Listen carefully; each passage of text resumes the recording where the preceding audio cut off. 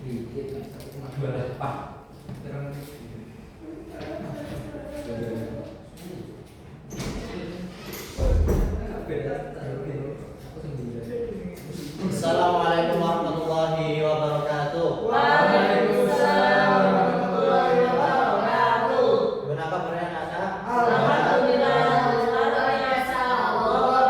Yes. Itu temannya tuh. Oke, anak-anak, sebelum kita mulai pembelajaran hari ini, baik Bapak akan mengabsen terlebih dahulu ya. Ya, satu sudah masuk Pak. Oh, saya sudah masuk. Izul, Udir, Dimas, Iza, Putri, Delvin, Karin. Jais mana ini Jais? Jadi Pak, Pak itu ngehe. Ya udah, saya tulis izin. Oke. Karena hari ini kita akan belajar sesuatu. Ada yang tahu? Kemarin kita belajar apa? Kan, itu ya tentang itu apa? Pembaharu Islam itu loh. Ya, Pembaharu Islam. Kemarin siapa ada tokohnya? Saya tahu Pak. Ya, Muhammad silakan. Arif Hasan, Muhammad Jamaluddin Al-Ghani, Ya. Muhammad Abdul, Muhammad Rashid Ridho, Muhammad Iqbal. Oke, tepuk tangan Mbak Iza. Oke. Hari ini kita akan melanjutkan materi dari kemarin. Kita akan lanjutkan tentang materi teori-teori Islaminasi Nusantara. Ada yang sudah belajar tadi malam? Sudah. Sudah. belajar Oke. Yang nggak belajar itu jiwa Oke, nggak apa-apa. Yang belum belajar kita akan belajar bersama-sama hari ini. Oke. Awal masuknya Islam di Nusantara itu melalui berbagai jalur. Ada juga bentar. Masuk dan perkembangannya agama Islam di wilayah Nusantara itu yang berlangsung secara bertahap dari abad ke-7 sampai ke abad ke-17. Proses ini tidak hanya menyebarkan agama tapi juga melibatkan akulturasi budaya, transformasi sosial dan juga pembentukan identitas keislaman khas. Ada berapa teori masuknya agama Islam di Indonesia? Ada yang tahu? Ada 4 Pak. Mas Izul sebutkan apa aja teori masuknya Islam di Indonesia? Apa? Sebutkan. Dari Cina, Arab, Persia, India, Gujarat. Oke, betul. Tepuk tangan. Oke, yang pertama ada teori Gujarat. Ada yang tahu Gujarat ya apa? Dari India. Betul sekali. Teori India. Teori India ini ya, teman-teman. Mohon maaf, Bapak jika ada salah kata. Jadi teori ini awalnya masuk pada abad ke-13 dan dikuatkan dengan bukti yaitu batu nisan Malik As-Soleh di Samudra Pasai. Itu yang memperkuat teori Gujarat ini. Ada yang kedua yaitu teori Makkah. Teori Makkah ini ada pada abad 7 sampai 8 Masehi.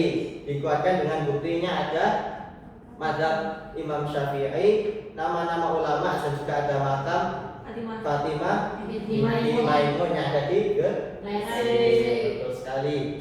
Itu yang teori yang kedua. Teori yang ketiga ada teori Persia, masuk pada tahun atau abad ke-13 Masehi. Buktinya apa, Pak? Buktinya ada Syiah, betul sekali. Ada apa lagi? Tradisi, betul. Pinter sudah. Udah belajar semua ini. Dan yang terakhir ada teori Cina. Masuk pada abad ke berapa? 9. Ya, betul. Buktinya ada penduduk Cina Muslim, makam Laksamana Cheng Hong di Semarang. Cheng Hong. Di Pandaan. Cina sekali ya. Oke. Itu untuk teorinya. Untuk masuknya ada jalur apa Pak? Ada berapa jalur? 4 jalur. 4 Apa aja? Yang pertama Dagang, dagangan, pernikahan, pernikahan, kependidikan, pendidikan dan budaya. budaya. Oke, Budaya. kita akan kupas satu-satu. Dikupas pakai pisau. Tidak bawa pisau kok. Jadi satu kan ada pendidikan, Pakai ada kedua itu ada pernikahan, juga ada pendidikan, pendidikan, yang empat ada kesenian. kesenian. Jadi awal pertama masuk Islam itu melalui perdagangan.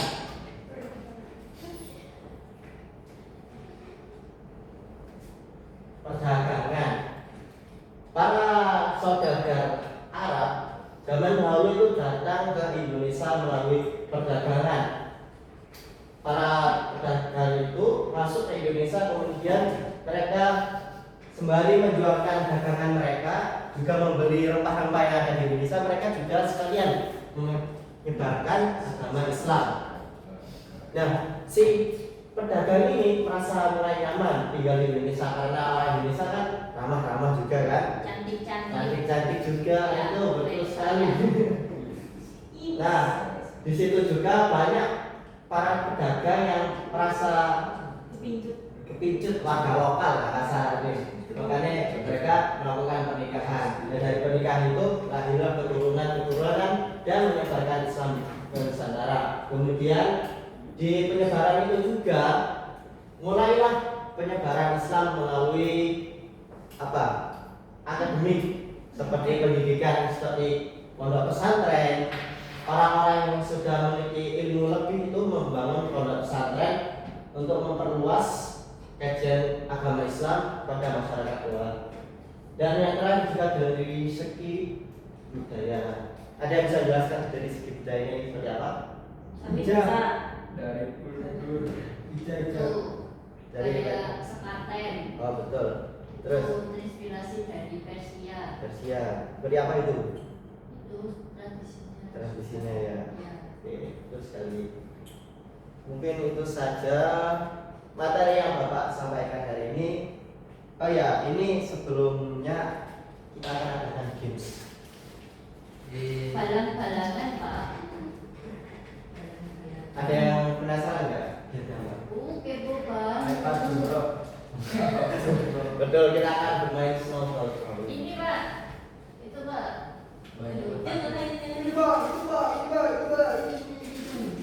Ini kita pakai lagu untuk materi minggu depan. Sekaligus belajar ya. Oh, anu sudah Tuh.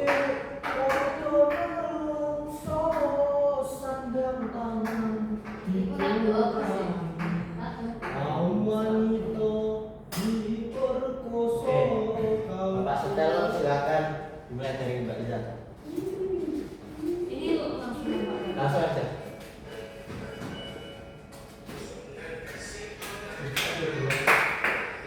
Oh, Belanda. Dan Bapak aku dengan diri Muhammad Haji. lagi mas. Belum selesai. Jadi orang bilang lalu apa sih? Tiga sekitar. Oh, oke maju maju. Maju dulu ke depan. Kertasnya Belanda Pak. Nggak apa-apa. Banyak mana? Banyak rezeki. Oke, Mas Dimas. Coba sebutkan yang sampai pahami dari. Oh, kecapean habis kerja. Sebutkan atau jelaskan yang sampai pahami dari materi yang Bapak sampaikan. Yang saya pahami ya Islam masuk ke Indonesia itu ada 4 jalan, 4 Oke. jalur Cina, Malaysia dan India ini. Oke. Ya, dari semuanya ini rata-rata ya ini caranya itu dari pernikahan, dari pendidikan, dari perdagangan, terus culture. Kira-kira ini. Oke, terus ya contoh-contohnya seperti kalau dari kebudayaan itu tadi sudah dicontohkan sama Mbak Duluna tentang apa? Sekarang tadi. terus berdagangan itu orang-orang yang berdagang di sini menentang, akhirnya kepincut, akhirnya menikah. Nah, menikahlah, akhirnya lahir keturunan beliau. Akhirnya di puncaknya di pendidikan itu kita mulai fokus buat dengan pesantren seperti itu mas. Seperti itu mas. Oke, tepuk tangan dulu mas. Ada hadiah. Saya berikan buku. Terima kasih.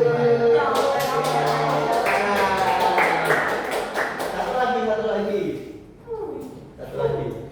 Kertas ini. Itu ada di Ini nih, siang nomor gajah. Lanjut. Ayo.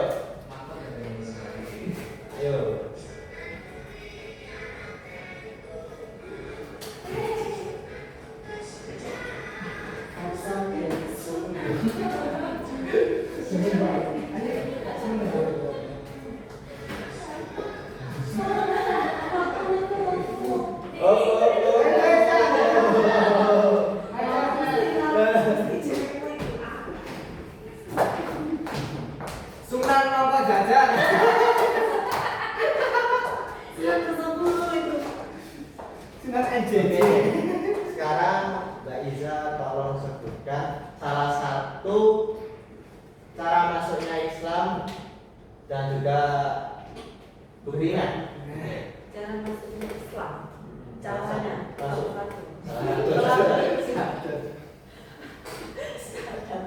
Enggak Pak, melalui pendidikan. Oke.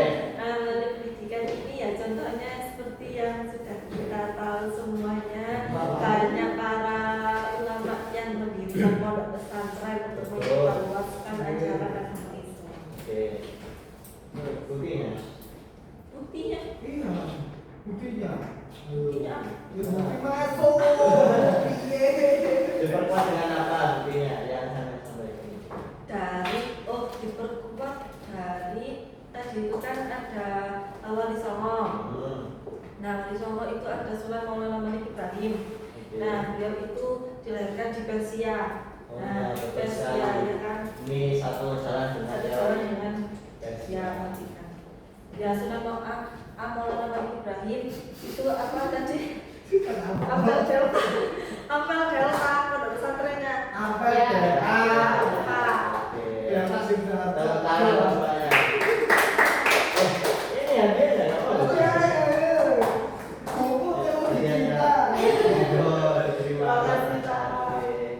Oke, anak-anak, mungkin itu saja. Sebelumnya Bapak akan memberikan tugas di rumah ya, PR untuk anak-anak berupa Google Drive. Nanti teman-teman bisa Google formulir untuk bahan Bapak evaluasi atau penilaian teman-teman semua yang nantinya mungkin bisa untuk penilaian kelas tambahan. Oke, anak-anak bisa pahami?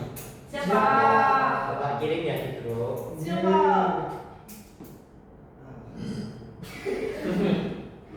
Nah, sudah dikirim. Yeay. Nanti jangan lupa dikerjakan ya anak-anak. Mungkin itu saja. Sebelum penutup, saya selaku Bapak di sini mohon maaf jika ada salah kata atau perbuatan dari saya.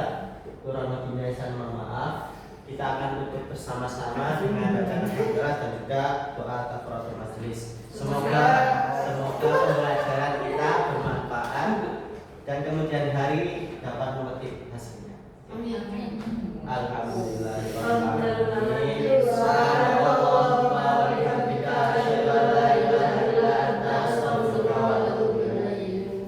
Kurang lebihnya Bapak mohon maaf.